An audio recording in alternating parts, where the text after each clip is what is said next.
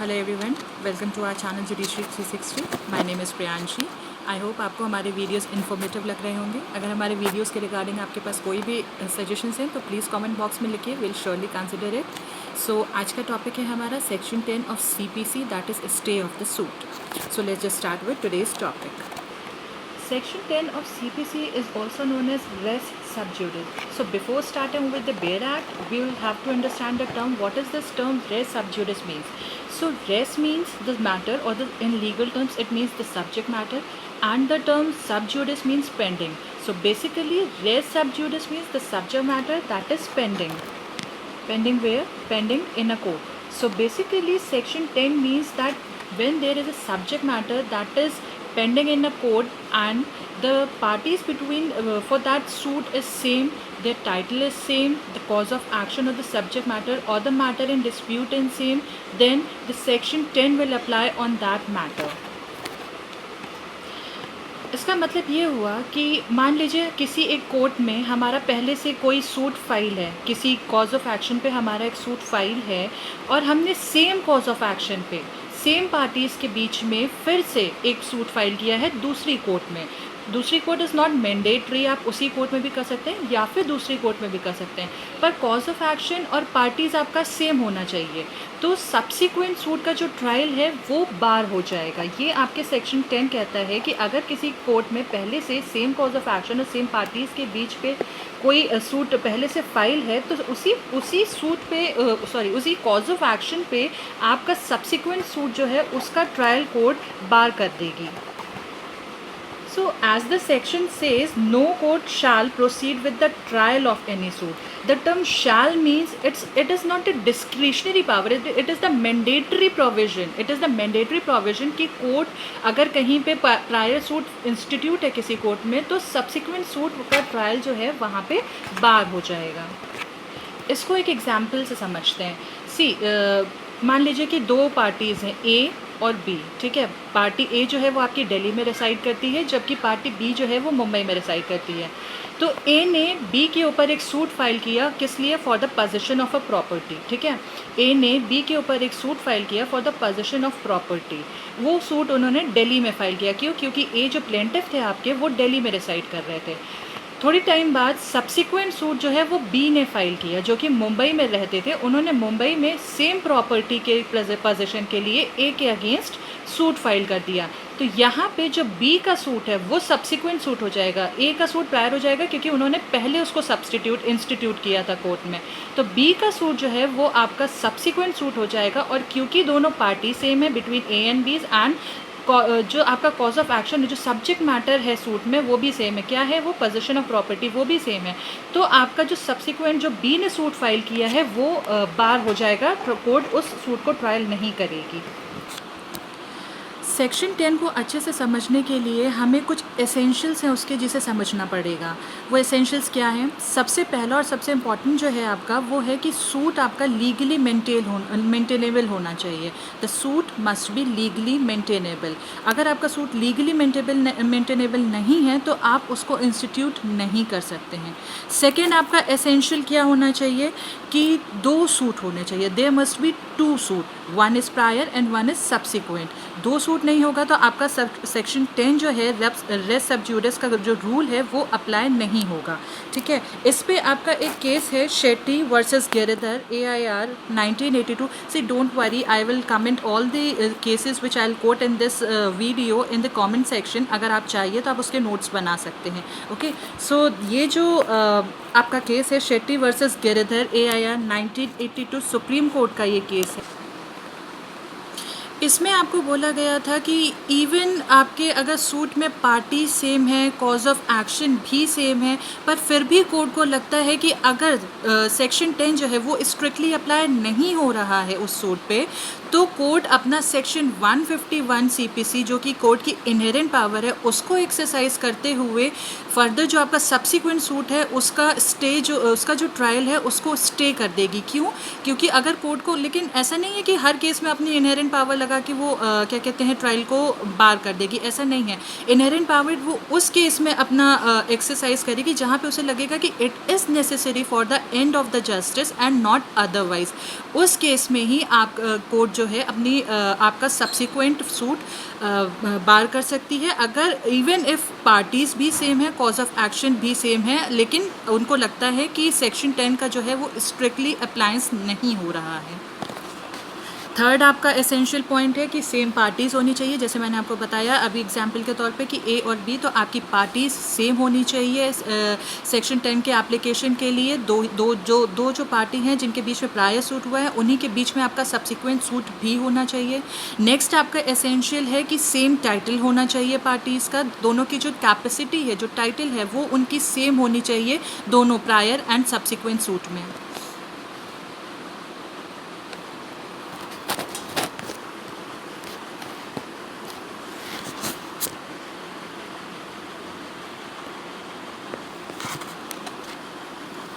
Section 10 की application के लिए आपका नेक्स्ट एसेंशियल जो है वो बहुत ज़रूरी है आपको समझना, क्योंकि इसको समझे बिना आप सेक्शन 10 प्रॉपरली नहीं समझ सकते हैं। तो नेक्स्ट एसेंशियल आपका है matter that is directly and substantially in issue. अब matter directly and substantially in issue का मतलब क्या होता है? डायरेक्टली इन इशू वो मैटर्स होते हैं जो कोर्ट के सामने during the process of suit, litigation के प्रोसेस में जो डायरेक्टली कोर्ट के सामने अराइज होते हैं। और क्या कहते हैं, सब्सटैंशियली आपके वो होते हैं जो डायरेक्टली अराइज नहीं होते हैं, पर केस के इफेक्टिव डिस्पोजल के लिए उनका एडजुडिकेशन नेसेसरी होता है। वो होते हैं आपके मैटर सब्सटैंशियली इन इशू। जबकि डायरेक्टली आपके वो पॉइंट्स होते हैं जिनको एक पार्टी ने या तो असर्ट किया हो या फिर डिनाई किया हो, और वो डायरेक्टली कोर्ट के सामने during the process of litigation arise हुए हों। Directly and substantially in issue को आप सेक्शन 11 के एक्सप्लेनेशन 4 जो कि कॉन्स्ट्रक्टिव रेस जुडिकाटा का है उससे भी समझ सकते हैं। उसमें कहता है कि वो पॉइंट्स जो प्लेंटिफ ने अपने सूट में एज ए क्या कहते हैं अटैक यूज़ किए हों और डिफेंडेंट ने एज ए डिफेंस यूज़ किए हों, वो पॉइंट्स आपके directly and substantially in issue होते हैं।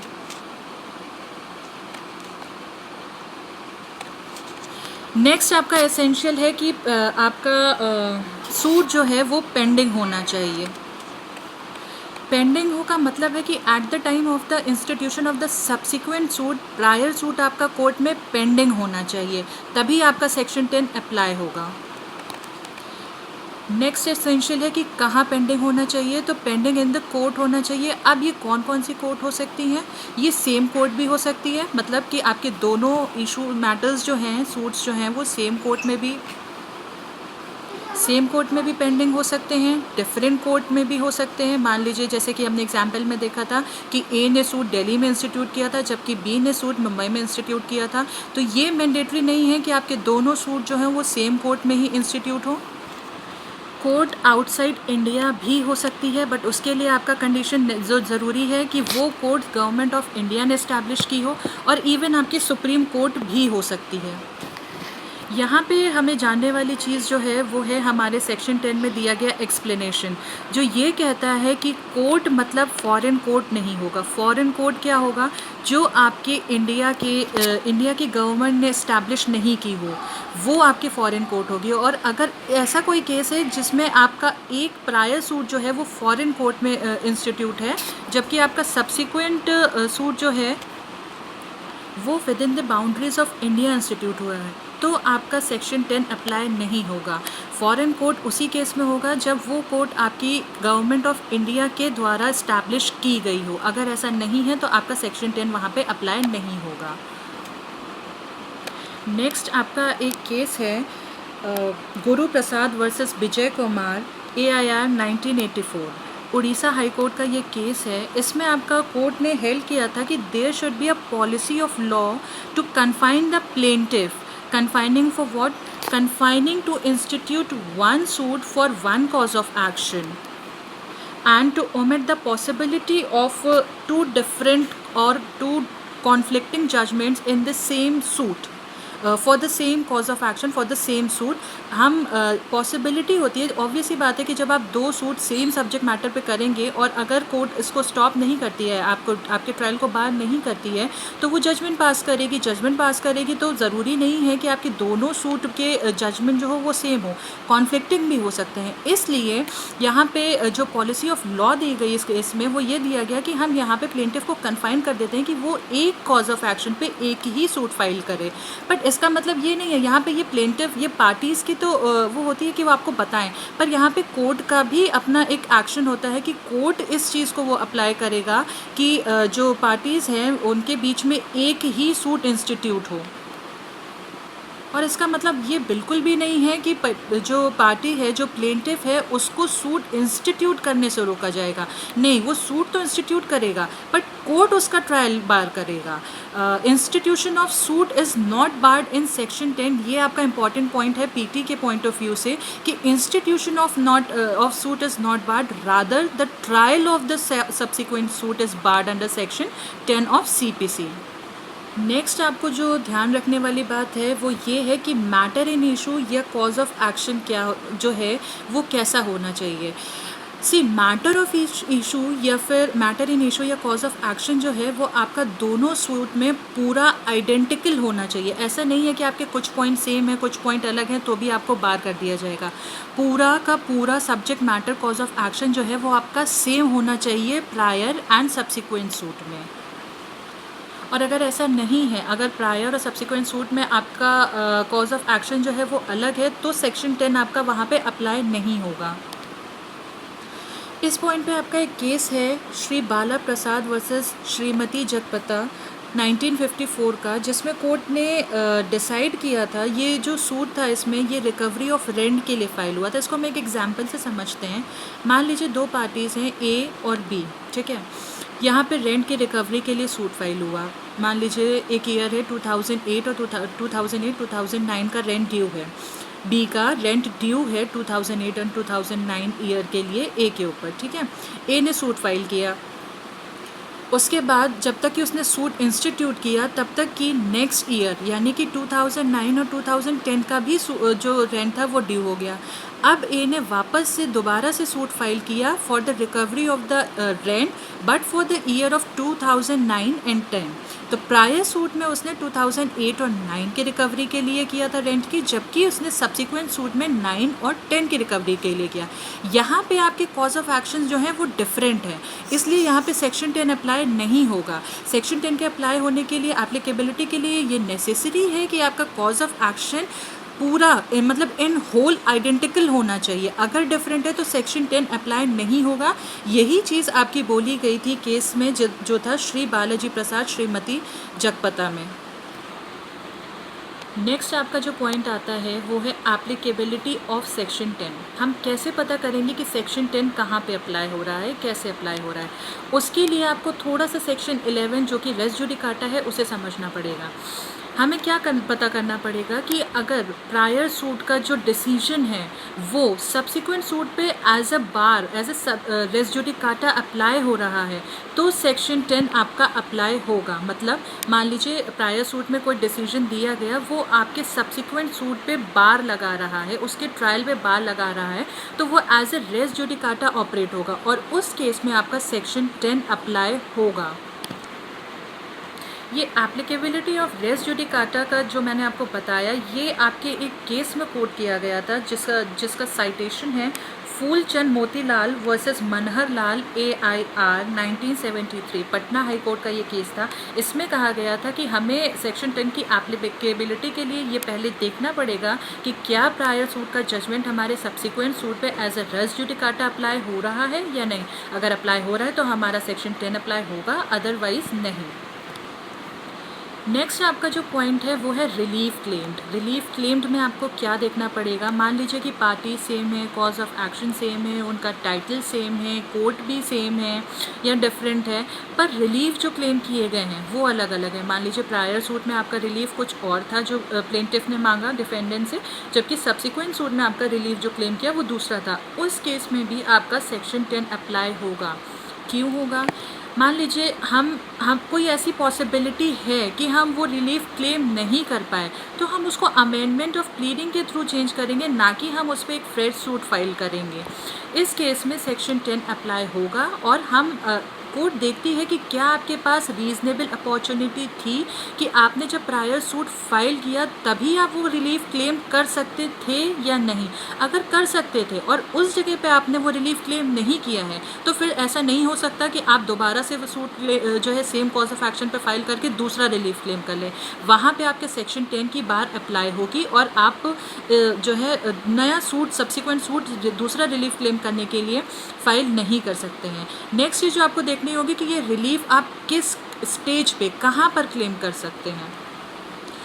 उसके लिए आपको ये नॉर्मली तो आपका ये होता है कि आप किसी भी स्टेज पे कर सकते हैं। आप ये आपका किस स्टेज पे रिलीफ क्लेम कर सकते हैं, तो ये किसी भी स्टेज पे कर सकते हैं। बट यूजुअली कोर्ट को कैसे पता चलेगा कि ऑलरेडी, देखिए आपको भी पता है that due to high number of litigations it is not possible for the court to remember or recall the facts of each and every suit. So court क्या करेगी उस केस में? कोर्ट डिफेंडेंट के रिटन स्टेटमेंट फाइल करने के बाद ये देखेगी कि उस केस में क्या प्रायर सूट इंस्टीट्यूट हुआ है। अगर ऐसा है तो ये पार्टीज़ खुद बताएंगी, पार्टीज़ उन्हें बताती हैं। यूजुअली जब डिफेंडेंट आपका रिटन स्टेटमेंट फाइल करेगा तो वो बताएगा कि सर आपका इस सेम कॉज ऑफ एक्शन पे प्लेंटिफ ने ऑलरेडी एक सूट फाइल कर रखा है मेरे ऊपर, so there is no point to continue this subsequent suit. अब मान लीजिए पार्टीज़ ने जो अपना ये राइट था ये वेव ऑफ कर दिया, मतलब पार्टीज़ ने at the time of filing, मतलब प्लेंटिफ ने भी नहीं बताया और डिफेंडेंट ने भी नहीं बताया कि कोई इसी सेम कॉज ऑफ एक्शन पे प्रायर सूट इंस्टीट्यूट हुआ है उन दोनों पार्टीज़ के बीच, ठीक है।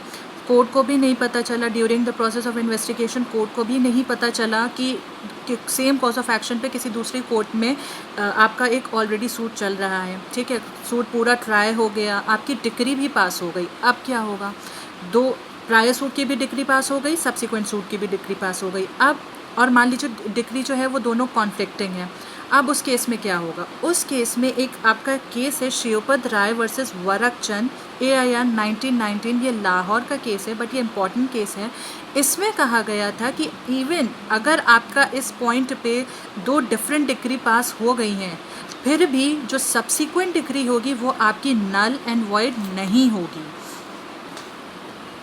सेम फैक्ट्स आपके जो है वो एसर्ट किए गए थे। Munnilal versus Sarabjit 1984 Rajasthan high court का केस था, उसमें भी यही बोला गया था कि अगर पार्टीज़ ने अपना राइट वेव ऑफ कर दिया है ये बताने का कि उन दोनों के बीच ऑलरेडी प्रायर सूट है और सेम कॉज ऑफ एक्शन में सेम पार्टीज़ के बीच दूसरा सब्सिक्वेंट सूट ट्राई हो गया, उस पर डिग्री भी पास हो गई है, तो subsequent decree will not be null and void. अब देखिए, अब हमें जानना है कि सेक्शन 10 का जो है वो ऑब्जेक्ट क्या होता है। ये जानना आपके लिए बहुत ज़रूरी है। जब भी आप मेंस में अपना आंसर लिखेंगे कोशिश करिएगा कि जो भी आप लिख रहे हैं उसका ऑब्जेक्ट, उसका रैशनल ज़रूर बताएं, इससे आपके नंबर डेफिनेटली इंक्रीज़ होते हैं। तो ऑब्जेक्ट क्या है? अब आपके इतना आप खुद भी समझ गए होंगे इतनी चीज़ों को सुन के, ध्यान करके, कि अगर आपके सेम कॉज ऑफ एक्शन में सेम पार्टीज़ के बीच मान लीजिए दो सूट चल रही हैं, तो इससे क्या होगा? नंबर ऑफ़ लिटिगेशंस बढ़ेंगे, कोर्ट के ऊपर बर्डन बढ़ेगा, आपका अननेसेसरी का टाइम, रिसोर्सेज वेस्टेज होगा। इसलिए to decrease the number of litigations, इसको कम करने के लिए, कोर्ट का बर्डन कम करने के लिए जो है आपका सेक्शन 10 एप्लीकेबल होता है कि एक पार्टी के बीच में सेम कॉज ऑफ एक्शन है, पार्टीज़ भी सेम हैं, तो एक ही सूट इंस्टीट्यूट होगा, एक ही सूट ट्राई होगा। अदरवाइज़ ऐसे आप मान लीजिए कि A और B हैं, दोनों ने एक सूट इंस्टीट्यूट किया, अब A सेटिस्फाई नहीं हुआ, डिग्री पास हो गई, वो A के अगेंस्ट हो गई। A सेटिस्फाई नहीं हुआ, वो फिर सेम कॉज ऑफ एक्शन पे लेके दूसरा सूट फाइल कर देगा। या मान लीजिए डिग्री डिफेंडेंट के अगेंस्ट पास हो गई, वो फिर सेम कॉज ऑफ एक्शन पे वो क्या कहते हैं आपका सूट फाइल कर देगा। तो उस केस को, उस ओवर बर्डन को बचाने के लिए, रिसोर्सेज को बचाने के लिए, कोर्ट के काम को बचाने के लिए, लिटिगेशन के टाइम, को, प्रोसेस को, ओवरबर्डनिंग को बचाने के लिए हमारा सेक्शन 10 अप्लाई होता है, जहाँ पे ये बोला जाता है क्लियरली कि अगर सेम कॉज ऑफ एक्शन है, पार्टी सेम है, टाइटल सेम है, कोर्ट कॉम्पिटेंट है, प्रायर जिसमें सूट इंस्टीट्यूट की गई थी वो कॉम्पिटेंट है सब्सिक्वेंट सूट ट्राई करने के लिए, तो आपका सेक्शन 10 अप्लाई होगा और सब्सिक्वेंट सूट जो है उसका ट्रायल बार कर दिया जाएगा और प्रीवियस सूट जो आपके इंस्टीट्यूट है उसको ट्राई किया जाएगा। सो एक बार इसको समराइज़ कर लेते हैं ख़त्म करने से पहले अपना लेक्चर, कि एसेंशियल्स क्या क्या होते हैं। आपकी पार्टी सेम होनी चाहिए, टाइटल सेम होना चाहिए, सूट पेंडिंग होनी चाहिए, 2 सूट होनी चाहिए, एक प्रायर इंस्टीट्यूट होनी चाहिए, एक सब्सिक्वेंट इंस्टीट्यूट होनी चाहिए, कोर्ट कॉम्पिटेंट होना चाहिए, मैटर आपका directly and substantially in issue होना चाहिए। सो आज के लिए इतना ही। आई होप आपको मेरा लेक्चर पसंद आया होगा। अगर ऐसा है तो please do like, share and subscribe to our channel. Thank you so much.